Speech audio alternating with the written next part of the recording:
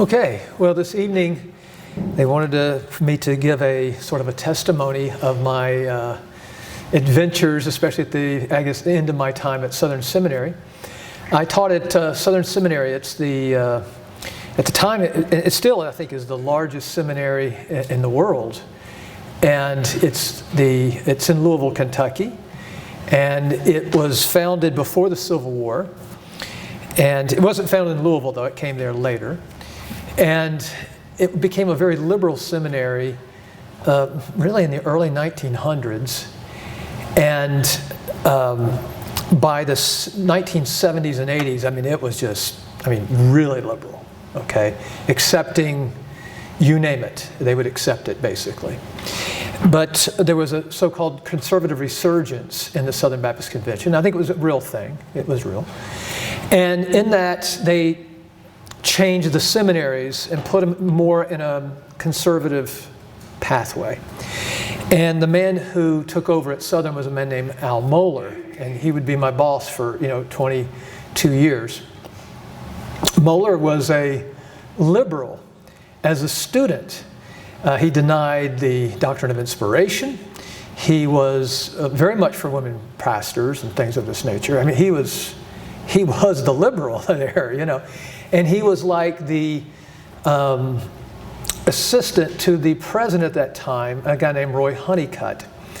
So when I heard that they had hired Al Mohler as the president, I'm like, well, what are you doing? Because this was Roy Honeycutt's right-hand man. There's no way he could be a conservative. Well, he started getting rid of the liberal faculty, and I thought, wow, this guy's the real deal. He's a real conservative, and he's changing things. Then he hired me. I said, he has to be conservative, But even when I first got there, it didn't take long, and I noticed certain things going on that troubled me. One thing is, a professor, for instance, got up in chapel, and he denied justification by grace through faith. One of the cardinal doctrines of Scripture, he denied it. As a matter of fact, I can still remember his statement. He goes, I looked for forensic justification. That's what we believe. In other words, forensic is sort of a legal term. The idea of being declared righteous. We're not infused with righteousness. That's Roman Catholicism, you see. And they confuse, of course, justification and sanctification. But it was he was denying the notion that we are declared just in the sight of God because of the work of Christ.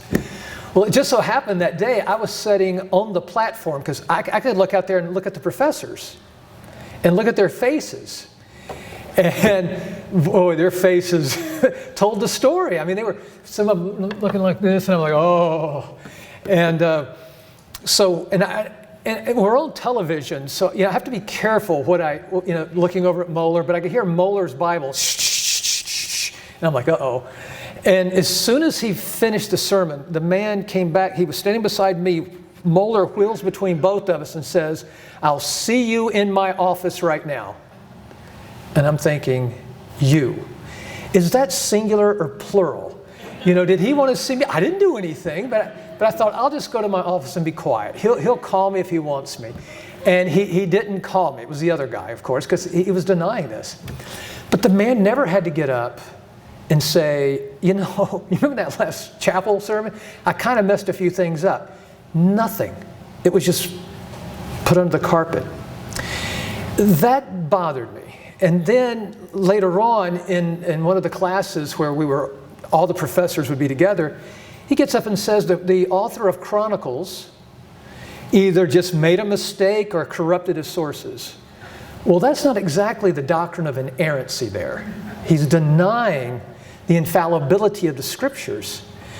And again, nothing was done. Absolutely nothing. So I already had kind of... And then when I would ask about it, the response would always be, well, you got to understand, when Al hired him, he couldn't bring in a real great conservative at the time. He just didn't have the power, And so you've got to, I'm like, oh, okay. But this didn't ring as truthful to me. It just didn't do it. The problem came, matter of fact, my last conversation with Mohler in his office, he goes, "Do you have confidence in me?" Which was a very good question. To which I told him, "I'll tell you when I lost my confidence in you. When you accepted sexual orientation." Now, sexual orientation, of course, is the idea, of course, usually the way it's described. Now, if you push him, he won't answer you. I know of people, Brian Fisher is he was a radio talk show host, Christian radio talk show host, and he kept trying to contact Mohler and say, "What do you mean by that? Is a person born homosexual?" He wouldn't answer. The reason why, he couldn't answer. Because if he says yes, I mean, people are born homosexual? If he says no, then the question is, well, when do they become? And how do they become, you see? And so he won't answer that question. But yet he uses the very language, which, by the way, he wrote just 3 years earlier, that was the linchpin doctrine of the homosexual movement for it to be accepted in America. 3 years later, he's saying, "I agree with it." He agrees with it, you see. And when I pressed him on it, I said, "Well, let me ask you this. If there's a sexual orientation, is there an orientation for thieves?" And he said, "Yes." "Is there an orientation for adulterers?" "Yes." And I just kept going. And finally I said, "Why don't you just call it a sinful nature?" And he blew up at me. He didn't like that. But it's not serious. He's accepting the views of the day. That's when I said, we've got a real problem. Now, if you understand, he became president around 93. And if you go out about 15 years, that's when you see Mohler starting to go back to his liberal ways. And the reason for that gap there, I believe, is because, I'll give you an inside scoop into how, the presidents basically can handpick their trustees, who they're accountable to. And so he's picking these guys who will be more like bodyguards to him than people who will ask difficult questions when difficult questions need to be asked. So by the time when he started turning back to accepting things like sexual orientation, he had the trustees where he didn't have to worry about them. He had handpicked these guys. Then, as I already mentioned when I was talking about my first contact with John Harris, the mention of critical race theory. And there was a man named Matthew Hall who Mohler was going to have as his heir. He was going to be the next president at Southern Seminary. And that's when I knew I had to do something. And Mohler was afraid we were up to something. Because normally we had, the issue was, it was time to promote him. And not only was he going to be promoted, but we were going to promote him to the second highest position at Southern Seminary, the first guy under Al Mohler. He's going to be Al Mohler's right-hand man. And normally we're given a week's notice in advance so we can look at their stuff, what they've taught and different things. This time Mohler gave us barely over 24 hours. So I knew something was going on. And when he said, "I want to make Matt Hall this position," I knew then if I don't say anything now, there's no reason to ever say anything. Because if this guy gets this position, then Southern Seminary is fully committed to critical race theory. And of course, critical race theory is what's so popular, I'm sure, at Wisconsin University and all the major universities. As a matter of fact, Matt Hall, the man I'm talking about, he went to the University of Kentucky, and that's where he says he doesn't use this term, but I'll use it, infected with critical race theory. And it's a very, when they say critical theory, and again, the word critical, think of the word criticize. It's sort of a scathing criticism where you're tearing down so that you can sort of rebuild up in a very leftist way. But now, not only are you using, let's say, extreme criticisms to tear down, but you're using race And you know how volatile that is in our society. Race is the issue. It's the original sin of America, and so forth. And there's racism in every organization, or what's the term? Institution. Every institution. Well, see, this is systemic racism. And so Mohler and a guy like Matt Hall will say, look, you can have an organization and not even have a racist in the organization, but your organization is still racist. And so what Matt Hall said was, like Billy Graham and the Billy Graham organization was racist. It was white privilege. It had systemic racism. Now, I have my disagreements with Graham on some things, that's for sure, but at the same time, his problem wasn't that. But yet, they were looking at it again so white privilege, systemic racism, all the buzzwords were being used on the campus and so forth. And it was being taught by principle. So it wasn't just, we're just taking these terms and using it our way, which is very deceptive, by the way. Anytime you hear people say that, Mohler does this all the time, it's very deceptive. Why are you using the language? And then when people call you on it, well, I don't mean the same thing that the whole world means by it. In other words, do we have to have a now Mohler dictionary, as opposed to the dictionary we all use? So it's a real problem when they claim that, well, I use those terms, but I don't believe in Marxism, so therefore, or cultural Marxism, where Marxism is sort of like a perpetual warfare between the haves and the have-nots. Okay, and so being white, we're privileged, so we're like the landowners, so we're the bad guys, and we're the oppressors. You see. And if you're white, that's what you are. So what Matt Hall did, and you can see this on YouTube, he goes, I'm a racist. And I'll always be a racist. And all this stuff. Well, he's not saying that he's a racist, but he's believing, and he's totally, swallowed this critical race theory. And because he's a white person, and he's got the privilege, all the privileges of white people in our society and so forth, this is just critical race theory, pure and simple, being taught, which is very counter to Scripture. In Christ, there's neither Jew nor Gentile, these types of things. And so, again, it's very much anti-Scripture. That's not the only problem. We have, like, postmodernism being taught. And it's hard to describe postmodernism. But let me just say what the professor was teaching. He would say things like this. I'll make it more concrete for you. Isaiah 53. A very famous passage in the Old Testament, he says, has nothing to do with the Messiah, has nothing to do with Jesus. No Jew, he would say, would ever read it that way. Only Christians who've been brainwashed to read Christ in the Old Testament would see it that way. Well, he's never read the rabbis, because I can show you rabbi after rabbi who says that verse in Isaiah 53 is talking about Messiah, that verse. I mean, they do. And you can even look at the official Jewish interpretation of Isaiah 53. It's called a Targum. And the very first line there is, my Messiah will prosper. You see, that starts back in 52 to them. So they take Isaiah 53 and really back it up a few verses. But again, the first few verses, they even use the word Messiah right there. So to say only Christians have been brainwashed to read it that way, he doesn't even understand the Jewish reading of the text. Has no clue what he's talking about.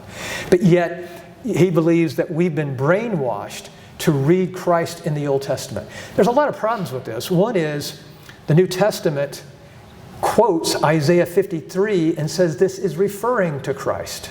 You see? And we had professors on campus, there was verses, I'll raise up a prophet like unto me. This is Moses talking in Deuteronomy 18:18. And one of our professors said, well, just because Peter and Stephen say that, does that mean we've got to believe that? And of course, the implication was no.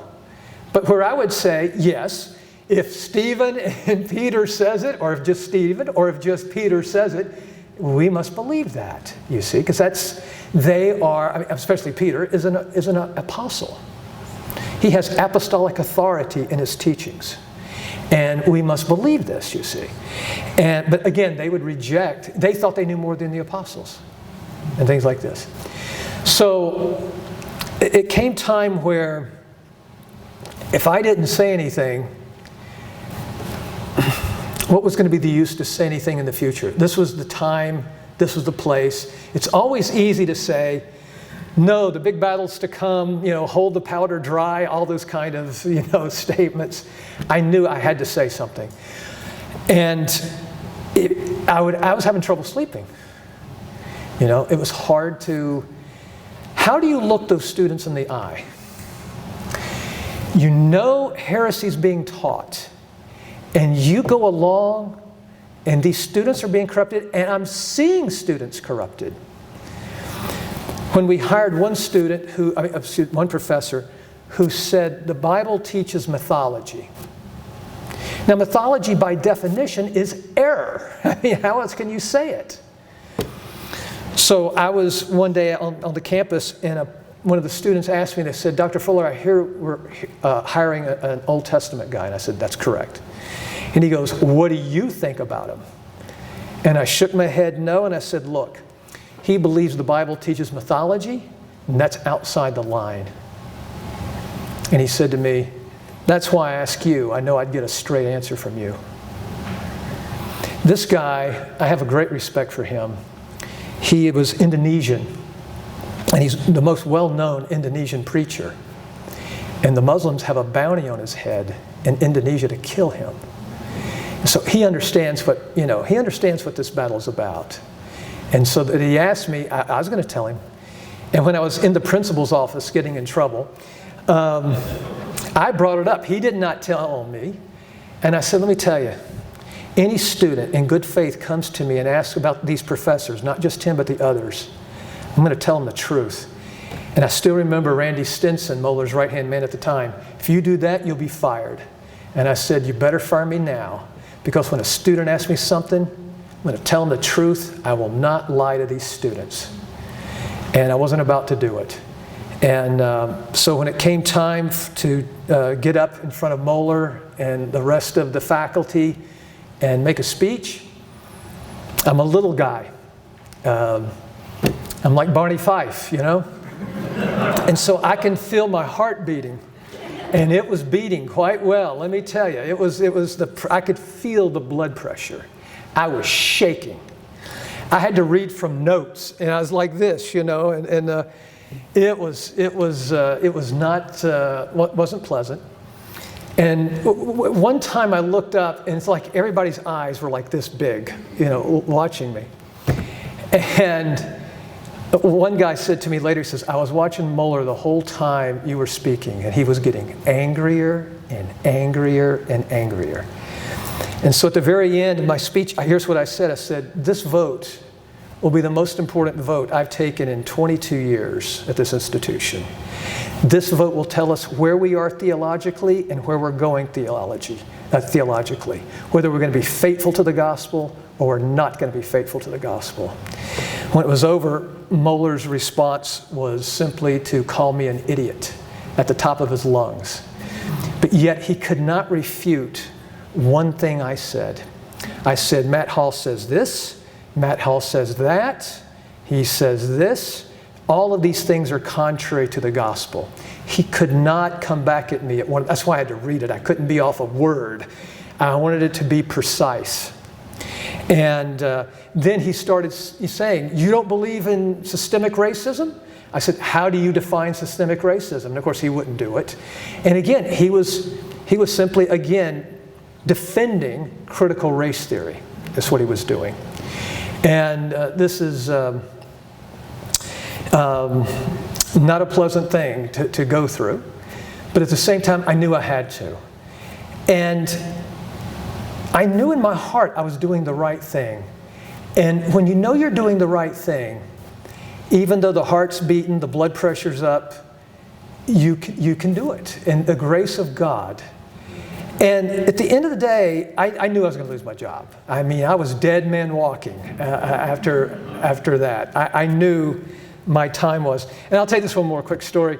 When I got finished, I'm walking down the hall, and it's sort of like one guy's coming toward us, and we're coming across us. You're like crossing a T. And all of a sudden, I hear somebody scream my name. Russell, Russell. And I'm thinking, oh no, I'm about to get worked over. You know, somebody's about to kill me for what I just said. And he was a philosophy guy. And he goes, that was good. He goes, we needed to hear that. He was gone too. And by the way, we almost got a third of the faculty to vote against their boss, the guy we were voting on. But almost every one of those people, they've all been pretty well gotten rid of now. Of course, when they got rid of me, they wanted me to sign a statement of non-disclosure. I was due to get paid. If you've been in teaching, when you're done in, let's say, May, you're really done all the way through the summer until you start up again in the fall. So I'd completed all my stuff. So technically I should be, not technically, but I should be paid the rest of the time. But they said, listen, if you want to get the rest of your pay, then you sign this statement that you can never, ever say anything negative about Southern Seminary or anybody associated with Southern Seminary. Now, look, if we were making, and I had special information about the chips of this or something, I could understand me signing a statement of non-disclosure to go to another company and giving out all the secrets of this phone here or something. You know what I'm saying? We're talking theology here. We're talking Bible. Why are you asking me not to say one word? You see, I wouldn't sign it. Never would I sign that. He couldn't give me enough money to sign that statement. And so when it was over, I called John Harris and I said, John, when are we going to have an interview? When are we going to talk? And I still remember your words. He said something to the effect of, he goes, I was hoping you was going to say that. And it was during COVID, and we met in Sioux City, Iowa, and everything was a ghost town, if you remember, because of COVID. And we cut the 3 videos, and you can go on YouTube and see it. Just put my name and his name in. They'll probably pop up right away. And I go into detail on what I'm talking about. At the end of the day, again, do you love your job more than the truth of the gospel? Does your job mean more? Can you even look in the mirror, look at yourself, and not feel like I'm being disloyal to the Lord? And I just couldn't do it. I had to say something. I had to, for the sake of the students. I was getting calls from parents calling me on the phone and saying, I tried to contact you. Within 24 hours, you and I are talking on the phone. They said to me, I've been trying for 3 months to talk to Al Mohler, to tell him how his professors have corrupted my son. He won't talk to me. I can talk to you in 24 hours. And she told me. And she started using names that, she started giving all these scholars names, and I know exactly who she was talking about. And he's been reading this guy, and it's destroyed, this and that and the other thing. She was just saying, and I saw this time and time again, where students would be corrupted from believing the gospel. What I want to see students do is when they leave a seminary, they have more faith when they leave than when they came. But what you were seeing was people's faith damaged and destroyed. And that's what's going on right now. I was just told by a student there, he's a former student, that now he saw where, even on Facebook, there was a couple of students, a couple of guys holding hands. So now guys are holding hands on campus sometimes. That's where it's at right now. And but the Lord, let me just say this. The Lord's been very good to me. And the Bible talks about living by faith. You've got to do what God's Word says.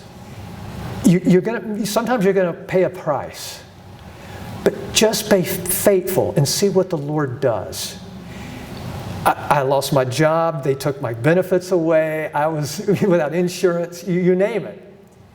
But just depend on the Lord and watch the Lord at work. But you've got to walk by faith. I didn't know what I was going to do. Someone asked me as soon as I got, well, what are you going to do? I don't know what I'm going to do. I have no idea. And what happened, let me tell you, matter of fact, it's the iPad I have right over there.